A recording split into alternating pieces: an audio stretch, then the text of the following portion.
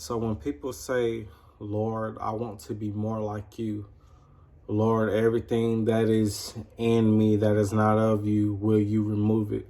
So when people say that to God, you have to really understand what you are telling God. And it's never a bad thing to tell God those things.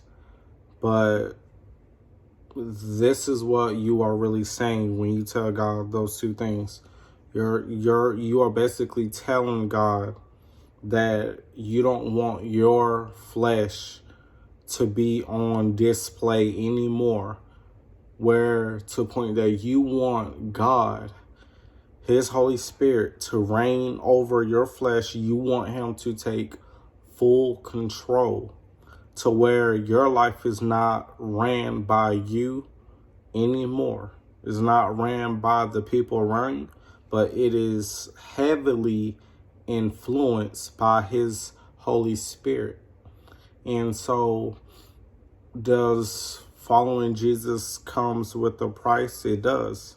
And basically, it comes to killing your flesh.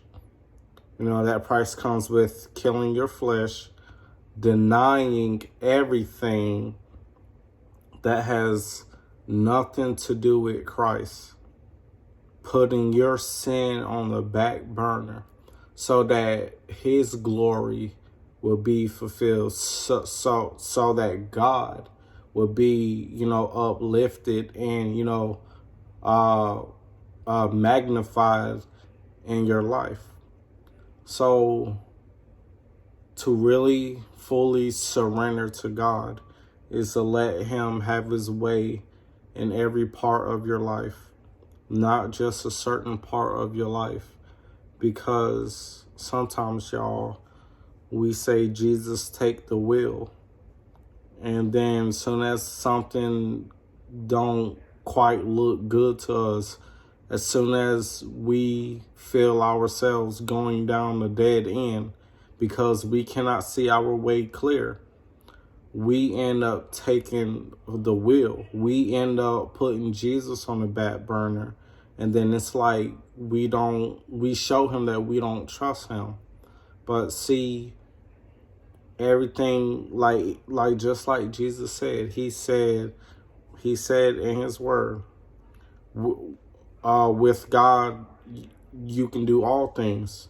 And He said, without me, ye can do nothing. So, if we can do all things through Christ that strengthen us, right? If we can do all things through Christ, then I'll let you know that as long as Christ is on your side, then where you feel like you're headed to a dead end, it's not really a dead end. It's a dead end to you only by you looking at it from the physical eyes.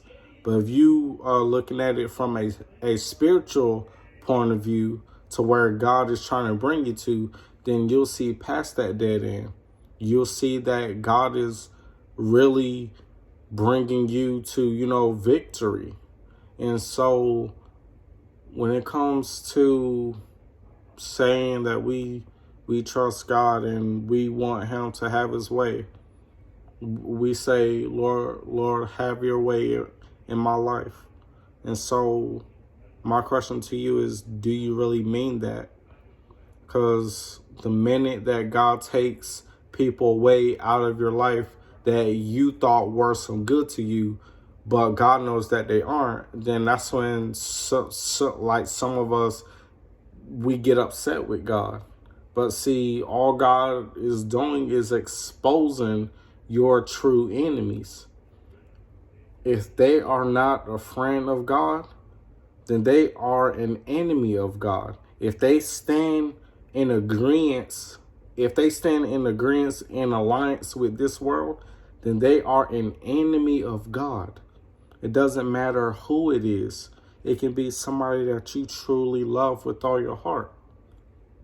But see, God has called you to be out and separate from among those people. So think twice about what you say to God, because you don't want to doubt yourself. If anything, I'm not telling you to not put your trust in God. I'm telling you to put your trust in God with every breath in your body. Put all of your trust in God, because it is only God that can take you far above than you thought that you could ever go, especially when it comes to God. God can take you further than you have ever imagined going. But we humans, we are finite. We are limited. So we shouldn't put our trust in man. So do you really ask yourself, and do I really want to put my trust in God? Can I handle putting my trust in God? And if you can't handle it, ask God that he will give you the grace to handle it. Because I had to really ask myself this earlier. I had to be like, Lord, do I really want you to take control? Even if there's a situation that looks good to me, that feels good to my flesh, do I really want you to take over so that you can be glorified? And I ask myself those deep questions because sometimes, y'all, we put our flesh on display to where we are glorifying our flesh. And then it's like we're putting God on the back burner when God should be first. So if we say, Lord, everything in me that is not of you, take out of me, we have to mean that. Just know, like I said, it's going to come with a price, and it will. You're going to lose people that you thought had your back. You thought that would stand with you. You're going to lose a lot of those people. And so God will replace those people, and he will give you true friends, especially true friends of his kingdom. And so just like asking God to give you friends, you never want to go out into the world and pretty much try and find your own friends, because y'all, if we do it our way, a lot of us are going to find friends that are no good for us. But if we say to God, Lord, you give me friends that will help me worship you. You give me friends that will help me go out and do your kingdom business. We need true friends like that. So ask yourself again, Lord, do I really want you to take control? And if you do, then yes, then you are headed in the right direction. And if you don't, then ask God to help you get rid of the doubts. Ask God to help you get rid of everything in you that is not of him. Because as children of God, we want to live for God as best as we can. Jesus represented what a holy lifestyle should be lived, how it should be lived. He came on this earth and he did all of that.